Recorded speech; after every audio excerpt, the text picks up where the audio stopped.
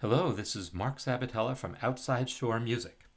In this video, I want to talk about the half steps within the major scale and the resolution tendency found within it. So what I mean by this is if I take a major scale and look at its scale degrees, 1, 2, 3, 4, 5, 6, 7, and back to 1, there's a half step between 3 and 4, scale degrees 3 and 4. There's also a half step between scale degrees 7 and 1. And normally when we talk about these as scale degrees, we say that scale degree 4 has kind of a tendency to come down to scale degree 3. That doesn't mean it always does that, but this is a tendency it has. Similarly, the leading tone, scale degree 7, has a tendency to want to resolve up to 1. These aren't, again, always true of every melody, but what happens is if we have a melody with that scale degree 4, and let's say we harmonize it with the 4 chord, it kind of likes to come back to the 1 chord with the 4, scale degree 4, going to scale degree 3. That's just a very satisfying motion.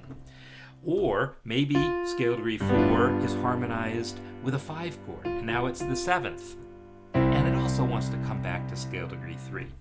Meanwhile, the leading tone typically is harmonized with a 5 chord, and it wants to resolve to scale degree 1, harmonized with the 1 chord.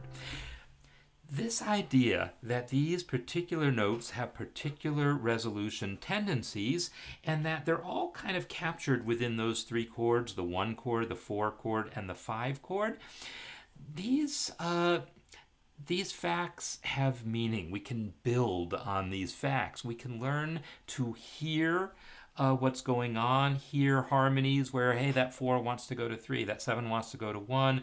We can hear which of these notes fits which of the chords. There's a lot that we can learn about when we look at music in this particular way.